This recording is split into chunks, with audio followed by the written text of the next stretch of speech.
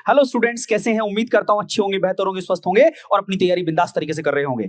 आज की क्लास का मुख्य उद्देश्य है हमारा ज्योग्राफी का पार्ट नंबर 3।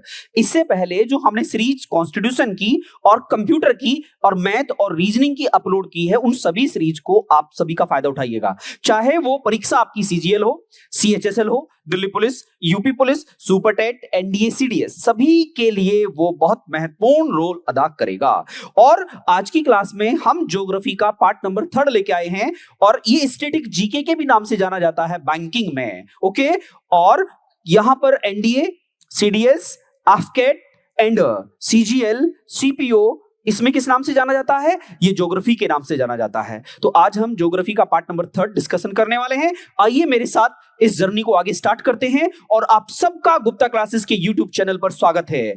और इस जो योद्धा बैच है, इस योद्धा बैच का मेन मकसद ही क्या है? आप सबको फाइटर बनाना और सिलेक्शन तक पहुंचाना। तो चलते हैं कोट के साथ। एक नया कोट लिखा है, मोटिवेशनल कोट आपके सामने है। 3 बेहतरीन सलाह आपको दी गई है। सोचो मत, शुरुआत करो। सोचना, सोचना और सोचना, सोचते रह जाओगे, करोगे कब भैया? आगे क्या लिखा है? वादा मत करो, साबित करो, और बताओ मत, करके दिखाओ। इन बातों के साथ आज की क्लास को हम शुरुआत करते हैं और चलते हैं क्वेश्चन के। फर्स्ट क्वेश्चन आपकी स्क्रीन पर है। क्या लिखा है? The 3 largest state of India is order of areas। क्षेत्रफल के क्रम में भारत के 3 बड़े राज्य हैं। क्षेत्रफल के क्रम में, अब क्षेत्रफल के क्रम में पूछा है भारत के 3 बड़े राज्य कौन कौन से हैं। तो आप लोगों को मालूम होना चाहिए क्षेत्रफल के क्रम में कौन कौन से स्टेट हैं। जल्दी बोलो, जल्दी बोलो।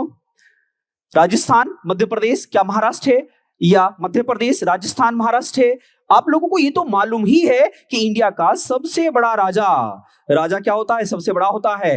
राजा सबसे बड़ा है। और मध्य में राजा, मध्य में। अब देखो यहां पर बड़ा अच्छा सवाल है। क्वेश्चन नंबर फर्स्ट आप ईमानदारी के साथ जवाब देने का प्रयास कीजिएगा। देखो ये तो तीनों गलत हो गए। तो राजा फर्स्ट पे आया, उसके बाद कौन आएगा? मध्य प्रदेश आएगा, और उसके बाद राजा का मध्य है वो महान है, तो महान से क्या आएगा? महाराष्ट्र आएगा। और वह बसता है उत्तर प्रदेश में। वो बसता है कहां पर? उत्तर प्रदेश में। देखिए, राजा मध्य में, महान था, उत्तर प्रदेश से ताल्लुकात रखता था। इस तरीके से आप लोग इस बात को याद रख सकते हैं। राम महान है यूपी से, राम महान है यूपी से, तो राम राजस्थान एंड महान मध्य प्रदेश। आप समझ गए? राम से क्या बना? रा से राजस्थान, महान से मध्य प्रदेश, महाराष्ट्र एंड उत्तर प्रदेश। ये बात आप लोगों को याद रखनी है। तो इंडिया में ये कॉम्बिनेशन आपका बनेगा। क्षेत्रफल की दृष्टि से 5 बड़े राज्य बता दिए। अब आपके मन में सवाल चल रहा होगा कि सर 4 तो हमें पता चल गया, लेकिन क्या इसके अलावा भी तो होते होंगे? मैंने कहा बिल्कुल भाई, यूपी के बाद कौन आ जाएगा? गुजरात आ जाएगा। कि सर गुजरात के बाद बता के दिखाना। तो अरे भैया टेंशन क्यों ले रहे हो? आइए मेरे साथ एक्सप्लेनेशन में चलते हैं। अब एक्सप्लेनेशन में आपको बताया इंडिया का सबसे बड़ा राज्य कौन सा है? राजस्थान है। दूसरा कौन है? मध्य प्रदेश है। थर्ड कौन है? महाराष्ट्र है। एंड फोर्थ कौन है? उत्तर प्रदेश है। एंड फिफ्थ कौन है? गुजरात है। ये बातें क्लियर हो गई? आपने कहा ठीक है सर, ये तो बात क्लियर हो गई। अब इसके अलावा भी बताइएगा। आप सर ये तो बता दिया आपने। फिर आप देख रहे हैं कर्नाटक है, आंध्र प्रदेश है, उड़ीसा है। अब हम लास्ट के 4 स्टेट और याद रख लीजिएगा। अब लास्ट के जब 4 स्टेट याद करोगे आप, तो लास्ट के 4 स्टेट में आप इनको याद रखना है। आप देखिएगा, त्रिपुरा, अंडमान निकोबार आइलैंड। आप सभी को पता होना चाहिए कि सबसे छोटा राज्य है, सबसे छोटा राज्य है किसमें? बताइए किसमें? क्षेत्रफल की दृष्टि में। तो मैं आपके सामने एक बात रख देता हूं। आप लोगों को एक वर्ड याद रखना है, उस राग। उस राग मतलब उस राग में हम गए। राग का मतलब होता है गीत। उस राग। ऊ से क्या बनता है? उत्तर प्रदेश। सा से क्या बनता है? सिक्किम। देखो जनसंख्या के आधार पर जब आपसे सबसे बड़ा राज्य पूछा जाए और सबसे छोटा पूछा जाए, तो आपको याद रखना उस ऊ से उत्तर प्रदेश, सा से सिक्किम। सबसे बड़ा राज्य, सबसे छोटा राज्य जनसंख्या के आधार पर। फिर क्षेत्रफल की दृष्टि से अगर आपको याद रखना है राग, राजस्थान और गोवा, राजस्थान और गोवा, तो आप लोगों को याद रखना उस राग। ऊ से उत्तर प्रदेश, सा से सिक्किम। तो जनसंख्या के आधार पर सबसे बड़ा उत्तर प्रदेश, जनसंख्या के आधार पर सबसे छोटा सिक्किम। और ऐसे ही क्षेत्रफल की दृष्टि से सबसे बड़ा राजस्थान, और क्षेत्रफल की दृष्टि से सबसे छोटा कौन है? तो आप बताएंगे सर गोवा है। इस तरीके से ये सारी बातें क्लियर हो गई। तो क्षेत्रफल की दृष्टि से भारत का सबसे छोटा राज्य है गोवा। ओके, तो इस तरीके से आप लोग सीक्वेंस के साथ इन सबको याद रखते चले जाओगे कि सर सबसे छोटा सबसे बड़ा कौन है, आसानी से आपके पास आ जाएगा। और सबसे छोटा यूनियन टेरिटरी कौन सा है? लक्षद्वीप। सबसे छोटा यूनियन टेरिटरी कौन है? लक्षद्वीप। सबसे बड़ा क्षेत्रफल की दृष्टि से यूटी कौन है? सबसे बड़ा क्षेत्रफल की दृष्टि से यूटी कौन है? तो आप कहोगे लद्दाख। लद्दाख क्षेत्रफल की दृष्टि से सबसे बड़ा है। अब आप कहोगे सर जनसंख्या की दृष्टि से सबसे बड़ा यूटी बताओ, तो जनसंख्या की दृष्टि से सबसे बड़ा केंद्र शासित प्रदेश दिल्ली है। सबसे बड़ा कौन है? दिल्ली है। तो ये बात शायद आपको समझ में आ गई होगी। अब हम चलते हैं नेक्स्ट क्वेश्चन की तरफ को। इसके बारे में कुछ हाइलाइट्स हैं, ये आप लोगों को याद रखना है। हाइलाइट्स क्या है? देखिए, largest Indian state area wise कौन है? राजस्थान है। Smallest Indian state area wise Goa है। सबसे बड़ा जनसंख्या के आधार पर कौन है? यूपी है। सबसे छोटा जनसंख्या के आधार पर सिक्किम है। सबसे बड़ा यूनियन टेरिटरी क्षेत्रफल की दृष्टि से लद्दाख है। और सबसे छोटा लक्षद्वीप है। सबसे ज्यादा पॉपुलेशन वाइज नई दिल्ली है, मतलब दिल्ली। और पॉपुलेशन वाइज क्या है सबसे छोटा? लक्षद्वीप। तो लक्षद्वीप क्षेत्रफल व जनसंख्या दोनों की दृष्टि से सबसे छोटा यूनियन टेरिटरी है। तो ये सारे फैक्ट्स आपने नोट डाउन कर लिए होंगे। देखो, बार बार चीजों को रिवाइज करोगे, रिपीट करोगे, तो चीजें माइंड में मैप के साथ बैठ जाएंगी। तो मुझे उम्मीद है कि आप लोगों ने सब कुछ पढ़ लिया है, यहां तक कोई डाउट तो नहीं है। अब चलते हैं नेक्स्ट क्वेश्चन पर। पेन रजिस्टर लेके बैठोगे तो इन वीडियोस का लाभ उठा पाओगे। ठीक है, एमसीक्यू हम पढ़ रहे हैं, बट एमसीक्यू के साथ साथ जो भी जानकारी एक्स्ट्रा एड ऑन हो सकती है, हम उस सभी जानकारी को यहां पर एड ऑन करेंगे। ठीक है, हम सारा वैल्यू एडिशन करेंगे, जितना भी डेटा बन सकता है पूरा प्रयास करेंगे आपको मिल जाए। अब क्वेश्चन नंबर सेकंड है, विच of the smallest union territory of India? अभी अभी आपने कुछ देर पहले पढ़ा है, सबसे छोटा केंद्र शासित क्षेत्र कौन सा है? तो आप देखेंगे कि सर लक्षद्वीप है। कौन सा है? लक्षद्वीप है। सर लक्षद्वीप हिंदुस्तान में एरिया वाइज भी और पॉपुलेशन वाइज भी सबसे छोटा है। एरिया वाइज भी और पॉपुलेशन वाइज भी सबसे छोटा यूनियन टेरिटरी कौन है? तो आप बताएंगे सर लक्षद्वीप हमारा सबसे छोटा है। तो इसका जवाब क्या आया? लक्षद्वीप। सबसे छोटा केंद्र शासित प्रदेश पूछा है। अब सर आप ये बताइए, इसके बारे में कुछ एक्सप्लेनेशन देने वाले हैं? मैंने कहा बिना एक्सप्लेनेशन तो बात ही नहीं बनती है हमारी। आइए देखते हैं। इंडिया स्मॉलेस्ट यूनियन टेरिटरी कौन है? लक्षद्वीप है। ठीक है, ये क्या है? एक आर्चीपेलागो है। वर्ड्स पर याद रखना है। आर्चीपेलागो का मतलब होता है ग्रुप ऑफ आइलैंड्स। एक्चुअल आप सभी को मालूम होगा, लक्षद्वीप 36 छोटे छोटे आइलैंड्स का ग्रुप है। और जब छोटे छोटे द्वीपों के समूह को आप क्या कहते हो? आर्चीपेलागो। क्या कहते हो? आर्चीपेलागो। और इसमें नंबर ऑफ आइलैंड्स कितने हैं? सर 36 आइलैंड्स हैं। और आप लोगों को एक बात और याद रखना है, लक्षद्वीप एक कोरल आइलैंड है। कोरल आइलैंड है, ये बात आप लोगों को यहां पर याद रखना है। क्या बताया है? It is a unidistrict union territory and is comprised of 12 atolls, their reef, 5 submerged bank and 10 inhabited islands. इनमें से 36 आइलैंड में से केवल 10 आइलैंड पर ही लोग रहते हैं। और 26 आइलैंड्स ऐसे हैं जहां मानव बसावट नहीं है। तो आपने क्या पढ़ा कि सर लक्षद्वीप अरेबियन सी में, लक्षद्वीप अरेबियन सी में भारत का एक यूनियन टेरिटरी है, जो कहां? केरल के नजदीक है। केरल के नजदीक है। मालाबार कोस्ट सुना होगा। और सर लक्षद्वीप में जो सबसे बड़ा, लक्षद्वीप का सबसे दूर मुख्य भूमि से जो द्वीप है उसका नाम क्या है? मिनिकॉय है। क्या नाम है? मिनिकॉय है। ये बात आप लोगों को याद रखनी होगी। आपने कहा ठीक है सर, लेकिन सर हमें एक बार और बता दो, कहां संतुष्टि मिलेगी? जब तक देखेंगे नहीं तब तक छोड़ेंगे नहीं सर। तो आप देखिएगा सर, ये है इंडिया का कौन सा? ये वेस्टर्न कोस्ट है। वेस्टर्न कोस्ट का मतलब पश्चिमी घाट, और पश्चिमी घाट पे कौन सा है? लक्षद्वीप। क्लियर है? और ये लक्षद्वीप कहां पर है सर? केरल से पास में है। और लक्षद्वीप में टोटल आइलैंड्स कितने हैं सर? 36 हैं। और लक्षद्वीप जो है 36 आइलैंड से मिलकर बना होता है। और sir Dadra Nagar Haveli and Daman Diu, sir ये एक ही यूटी बन गया। मैंने कहा हाँ, पहले अलग अलग था। और सर ये चंडीगढ़ है, चंडीगढ़। और ये जम्मू कश्मीर और ये लद्दाख 31 अक्टूबर 2019 को इन दोनों को केंद्र शासित प्रदेश के तौर पर घोषित किया है सर। और दिल्ली, सर दिल्ली को एनसीआर भी कहते हैं। दिल्ली को एनसीआर भी कहते हैं। 1991 में सर ये बिल पास हुआ था। और सर अंडमान निकोबार, सर ये हो गया, ये कहां पर है? बे ऑफ बंगाल में। और सर ये जो पुडुचेरी है ना, पुडुचेरी तो 3 राज्यों में है। कौन कौन से में? सर हमने सुना है आंध्र प्रदेश में भी है और ये तमिलनाडु में भी है और सर केरल में भी है। ये 3 राज्यों में फैला हुआ है कौन? पुडुचेरी। इस तरीके से आप लोगों ने यूनियन टेरिटरीज के बारे में पढ़ा और हिंदुस्तान में हमारे भारत में कितने यूटीज हैं? 8 हैं। ये बात आपको शायद समझ में आ गई होगी। ठीक है, अब हम चलते हैं नेक्स्ट सवाल पर। नेक्स्ट सवाल हमारी स्क्रीन पर है, क्या लिखा है? The territory of Pondicherry lies divide in the state of. Pondicherry का क्षेत्र विभाजित पाया जाता है। अब वो कह रहा है जो हमारा पौंडीचेरी है किन किन राज्यों में फैला हुआ है, तो आप लोगों को याद रखना है। देखो आप लोग यहां पर देखिएगा, महाराष्ट्र में तो फैला नहीं हुआ है पुडुचेरी, तो गलत हो गया। अब देखो कर्नाटक में भी नहीं फैला हुआ, ये भी गलत हो गया।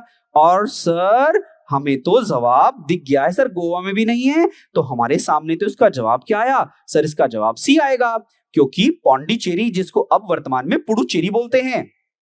अभी तो जवाब दिया है, लेकिन आपने कहा सर एक्सप्लेनेशन दिखा दो। तो सर हमें पूरा का पूरा किसके बारे में? पुडुचेरी के बारे में समझा दो। तो पुडुचेरी कहां कहां पर है? अरे देख लो भैया, देखो कितना सुंदर स्थान है, आप देख रहे होंगे। आप इसके बारे में कुछ फैक्ट्स भी देख लो, क्या लिखा है इसके बारे में इंपोर्टेंट फैक्ट्स। तो इंपोर्टेंट फैक्ट्स देख लीजिएगा। ठीक, एंथम तमिल थाई वाल्थू इसका उद्देश्य है, और इसके बारे में कुछ फैक्ट्स अब यहां पढ़ लेते हैं। क्या लिखा है? इसका जन्म कब हुआ था? 1 नवंबर 1954 में, लेकिन स्थापना यूटी के तौर पर कब हुई? 1963 में। इसमें कुल जिले कितने हैं सर? 4 जिले हैं। कौन कौन से हैं सर? हमने सुना है यनम, पुडुचेरी एंड कराईकल और माहे, ये 4 जिले हैं। और सर यहाँ के चीफ मिनिस्टर कौन है?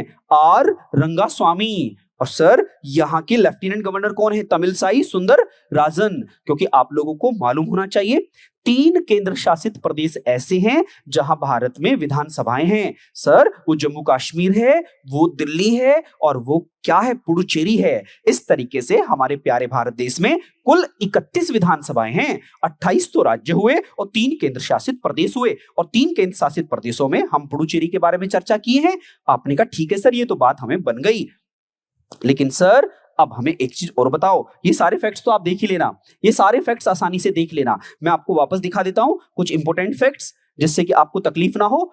असेंबली क्या है? यूनिकैमरल। यूनिकैमरल का मतलब होता है केवल यहां पर विधानसभा है, केवल यहां पर विधानसभा है। और विधानसभा में कुल सीटें कितनी हैं? 33। पहले यहां पर कुल 32 सीटें हुआ करती थी, अब यहां 33 हो गई।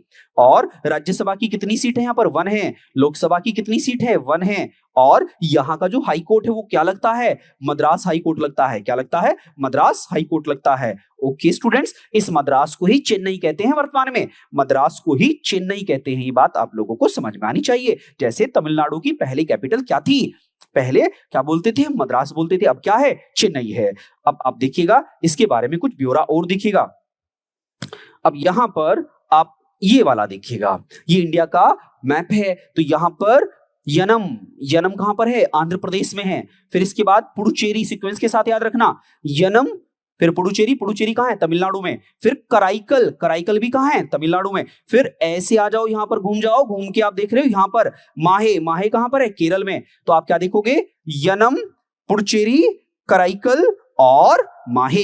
ये बात आप लोगों को समझ में आ गई होगी। ठीक है, तो पुडुचेरी भारत में 3 राज्यों में फैला हुआ है, और पहले यहां पर फ्रांस रूल करता था, फ्रांस की फैक्ट्री थी। ओके स्टूडेंट्स, फ्रेंच फैक्ट्रीज थी, और हमने इसको किसे? फ्रांस से छीना है, और फ्रांस ने हस्ताक्षर करके एग्रीमेंट करके हमको ये दिया है।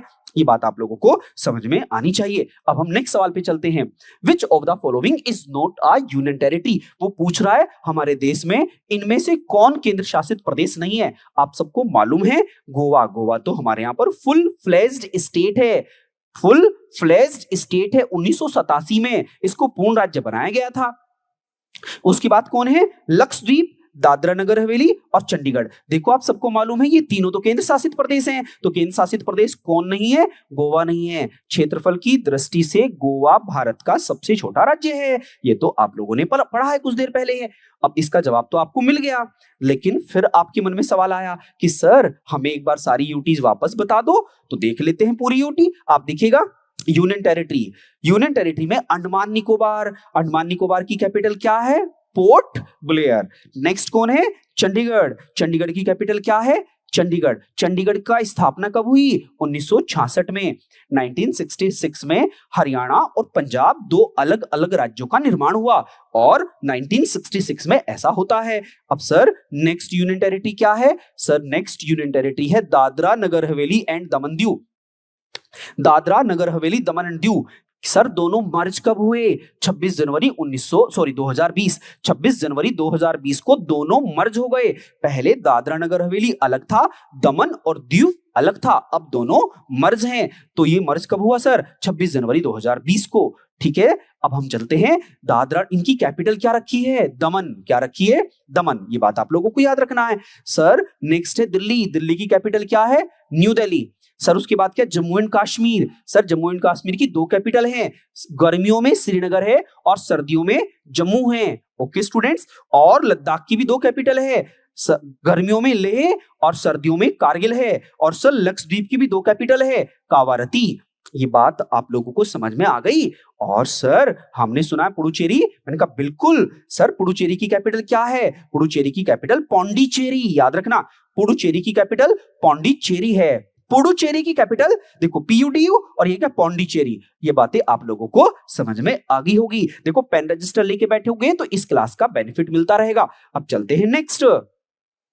हमने क्लास में क्वेश्चन चाहे कम लिए हैं, लेकिन जितने भी क्वेश्चन लिए हैं उनको एक्सप्लेनेशन करने का पूरा ध्यान रखा है, जिससे कि आपको तकलीफ ना हो और आपका टाइम आपको ऐसा ना लगे कि वेस्ट हो गया है। हम इन्वेस्टमेंट ले रहे हैं आपसे, आप इन्वेस्टमेंट करोगे तो बदले में आपको क्या मिलेगा? लाभ मिलेगा। तो उसी पर्पस से अपनी क्लास ले रहे हैं। नेक्स्ट क्या लिखा है? The NCT national capital region does not include parts of. वो कहता है भारत में ये NCT है, आप देख लीजिएगा, सुन लीजिएगा, ये एनसीटी समझते हो, नेशनल कैपिटल टेरिटरी। और सर हमने देखा है कि यहां पर उत्तर प्रदेश है, सर यहां पर हरियाणा है और ये है सर राजस्थान। उत्तर प्रदेश के सर 8 जिले और हरियाणा के 14 जिले और सर राजस्थान के 2 जिले और एनसीटी के खुद दिल्ली के 11 जिले। इन सब से मिलकर क्या बनता है? एनसीआर बनता है। क्या बनता है? एनसीआर, नेशनल कैपिटल रीजन, राष्ट्रीय राजधानी क्षेत्र बनता है। तो कह रहा है इनमें से कौन सा ऐसा राज्य है जो एनसीआर में नहीं आता? तो आप देखिएगा, हरियाणा आता है, उत्तर प्रदेश आता है, राजस्थान आता है। तो क्या नहीं आता? पंजाब नहीं आता। तो इसका जवाब क्या आएगा? इसका जवाब भी आएगा। अब आपके मन में आ रहा होगा सर एक बार अगर मैप दिखा देते तो बड़ा अच्छा लगता। तो आप लोगों को याद रखना है एनसीआर में कुल कितने डिस्ट्रिक्ट हो गए? तो आप यहां देखिएगा, हरियाणा के कितने हैं? 14, यूपी के कितने हैं? 8, दिल्ली के कितने? 11 और राजस्थान के कुल कितने हैं? 2। तो कितने हो गए टोटल मिला के? तो आपने कहा कि सर टोटल डिस्ट्रिक्ट हो गए 35। एनसीआर में कुल 35 जिले हैं। आपने कहा सर कैसे? देखो 8 और 2 10 और 11 21 और 14 कितने हुए? 35 डिस्ट्रिक्ट है एनसीआर में। अब आप इसे मैप के थ्रू देख लीजिएगा। ये है मैप, ये है दिल्ली, ये दिल्ली है और दिल्ली से ये समझो 100 मीटर का रेडियस घुमा दो चारों तरफ। ये 100 मीटर का रेडियस घूम के ये टोटल एनसीआर बना, ये टोटल एनसीआर बना। ठीक, तो यहां पर देख रहे हो यूपी के कितने जिले हैं? 8 हैं और हरियाणा के कितने हैं? 14 और इधर राजस्थान के 2 जिले हैं, अलवर और भरतपुर। अलवर और भरतपुर, इसे आप देख लेना। अब चलते हैं नेक्स्ट पर। नेक्स्ट सवाल। अब देखिएगा, ये तो सारी बातें आप लोगों को पता है, क्या क्या कब कब हुआ, एनसीआर की कहानी। अब देखिएगा, which of the following states border Uttar Pradesh. बताइए, सवाल तो आपने पढ़ा है, वो पूछ रहा है अपने उत्तर प्रदेश के बॉर्डर। ठीक है, बॉर्डर का मतलब है उत्तर प्रदेश से कितने राज्य सीमा बनाते हैं। अब आपका सवाल है, आपको सवाल मिला है तो जवाब दीजिएगा। हिंदुस्तान में उत्तर प्रदेश एक ऐसा राज्य है जो सबसे ज्यादा प्रदेशों के साथ सीमा बनाता है। ठीक है, हमें इतना तो मालूम है ना, हमारा प्यारा उत्तर प्रदेश, अरे प्यारा क्यों ना है वो, सबसे न्यारा क्यों ना हो, क्योंकि हम सबसे बड़े परिवार के तो हैं। हमारा परिवार हिंदुस्तान में सबसे बड़ा है और दुनिया में अगर देशों को हटा दे तो हम 5वें सबसे बड़े देश बन जाएंगे उत्तर प्रदेश वाले। तो आपको गर्व होना चाहिए इस बात का, क्रिटिसाइज मत करो, इसको आप पॉजिटिव लेके चलो। अगर हम अपनी पूरी पॉपुलेशन को बेहतर पढ़ा दें, मजाक कर रहा हूं, टेंशन मत लेना। ठीक है, चलो आगे बढ़ता हूं। उत्तर प्रदेश में आप सबको पता है ना, निम्नलिखित राज्यों में से कौन सा उत्तर प्रदेश की सीमावर्ती है। उत्तर प्रदेश से 8 तो स्टेट और +1 यूनियन टेरिटरी क्या बनाते हैं? बॉर्डर शेयर करते हैं। बॉर्डर शेयर करते हैं। तो अब वो कह रहा है कि बताइए क्या पंजाब के साथ करते हैं, राजस्थान के साथ करते हैं, छत्तीसगढ़ के साथ करते हैं, झारखंड के साथ करते हैं? तो इनमें से कूट का प्रयोग दीजिएगा। क्या पूछ रहे? Select the correct answer using the code given. आप सबको मालूम है हम राजस्थान के साथ भी करते हैं, झारखंड के साथ भी करते हैं, छत्तीसगढ़ के साथ भी करते हैं, बट पंजाब के साथ नहीं करते हैं। तो 2 3 4 कहां पर है? 2 3 4, तो इसका ऑप्शन नंबर बी आएगा। तो उत्तर प्रदेश पंजाब के साथ बाउंड्री शेयर नहीं करता है। क्लियर है? आप कहोगे कि सर अगर हमें मैप दिखा देते तो बढ़िया हो जाता। तो आप लोगों को यह ध्यान रखना है, उत्तर प्रदेश कैसा प्रदेश है? लैंड लॉक्ड स्टेट है। हमारे हिंदुस्तान में 28 राज्य और 8 केंद्र शासित प्रदेश हैं। 28 राज्य और 8 केंद्र शासित प्रदेशों में से 9 राज्य और 4 केंद्र शासित प्रदेश समुद्र के साथ तट बनाते हैं, कोस्ट शेयर करते हैं। तो 9 और 4 13 हो गए। आप सबको मालूम होना चाहिए भारत में कुल कितने राज्य और केंद्र शासित प्रदेश हैं? 28 राज्य और 8 केंद्र शासित प्रदेश होने के बाद कितने हो गए ये टोटल? 36। 36 में से माइनस कर दो कितने? 36 में से माइनस कर दो 13। जब हम 13 माइनस करेंगे, क्यों?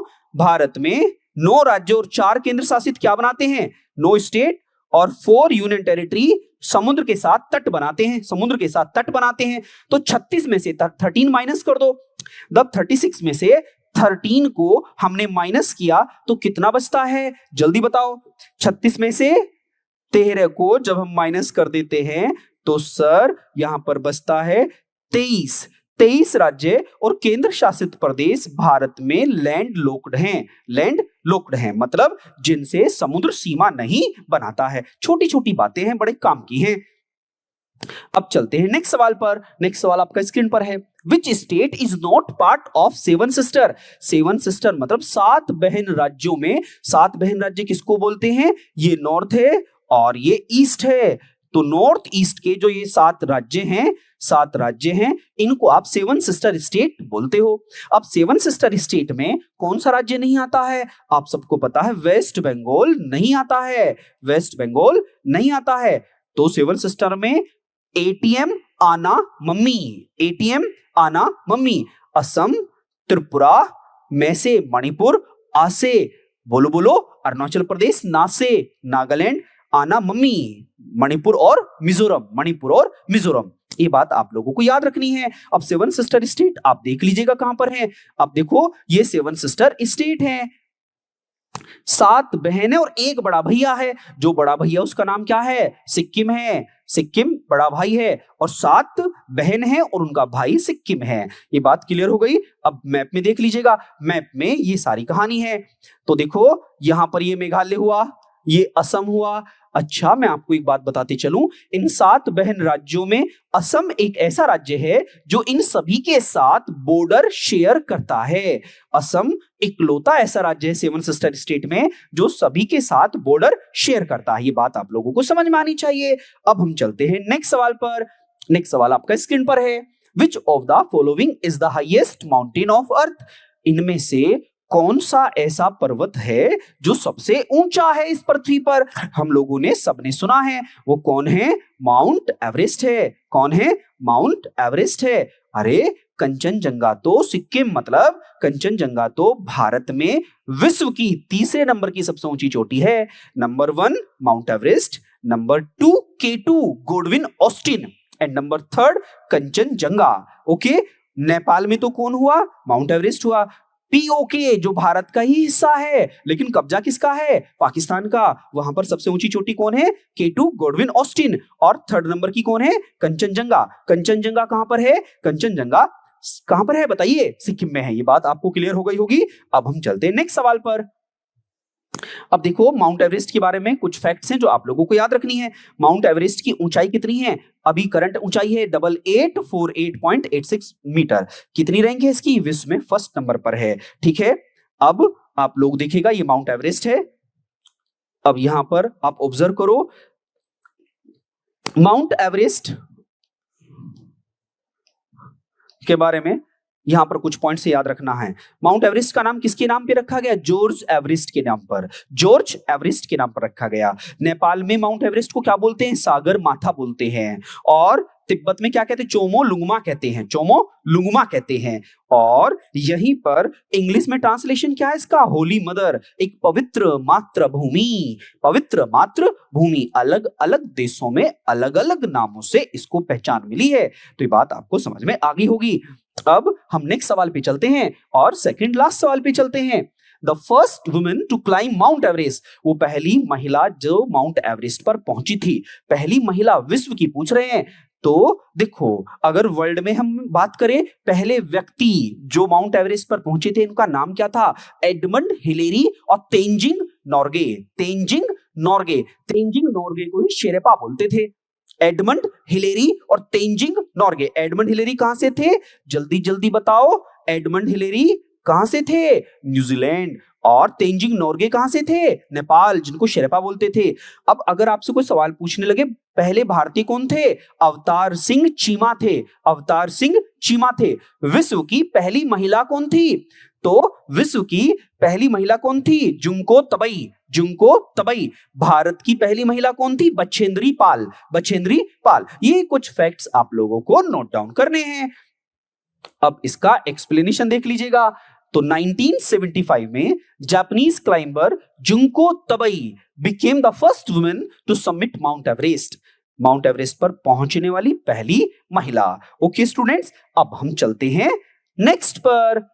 ये हैं जुंको तबई, ये हैं जुंको तबई, कहां से हैं, जापानीज माउंटेन क्लाइंबर। ठीक, अब हमें नेक्स्ट सवाल पे, और आज की क्लास का लास्ट सवाल है। अच्छा, अब एक बात बताओ, अगर ये क्वेश्चन आपको समझ में आ रहे हैं तो लाइक कर सकते हैं, मेरा उत्साह बढ़ेगा। और आपके सजेशन का वेलकम है, आप कमेंट कर सकते हो। ओके स्टूडेंट्स, लेकिन अपनी तैयारी निरंतर बना के रखना है, टाइम वेस्ट नहीं करना है। तो चलते हैं, आज की क्लास का लास्ट सवाल है। Nanda Devi it situated in, Nanda Devi स्थित है हिमाचल प्रदेश में या नेपाल में या उत्तराखंड में या सिक्किम में। तो मुझे बताओ नंदा देवी कहां पर है।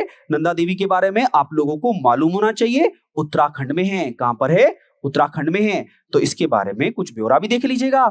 क्या लिखा है, under the guard of the Nanda Devi peak the rug dramatic reserve is spread across the district of Uttarakhand. कौन कौन से में, चमोली, पिथौरागढ़ एंड बागेश्वर। इन जिलों में कौन है, नंदा देवी है। उत्तराखंड के इन जिलों में स्थित है नंदा देवी। अब आप कहोगे कि ठीक है सर, हमें तो पता चल गया, लेकिन अगर हमें मैप भी दिखा देते तो अच्छा होता। तो मैप भी देख लीजिएगा। और इतना पढ़ने के बाद क्या आपको आज की क्लास समझ में आई? अगर आई है तो अपनी तैयारी और रफ्तार से कीजिएगा। इससे पहले जो पूरी कंप्यूटर की सीरीज है, प्लेलिस्ट देख लीजिएगा, उससे आपको लाभ मिलेगा। और कॉन्स्टिट्यूशन की भी 12 वीडियो अपलोड है आपके लिए, आप उन्हें देखोगे तो उनसे लाभ मिलेगा। ज्योग्राफी की सीरीज लगातार जारी है, ये 3rd पार्ट है, इसे भी देखोगे तो इससे भी लाभ मिलेगा। और रीजनिंग और मैथमेटिक्स और इंग्लिश की पूरी सीरीज अपलोड है वहां पर, उन्हें भी देखोगे तो आपको बिल्कुल लाभ मिलेगा। आपके लिए सारी वीडियोस अपलोडेड हैं, आप इन सब का लाभ उठाइएगा। और नेक्स्ट वीडियो हम नेक्स्ट टाइम पर डालेंगे बहुत जल्दी ही। तब तक के लिए मैं अपनी वाणी को विराम देता हूं और आप सबको बेस्ट ऑफ लक। तब तक के लिए जय हिंद, जय भारत।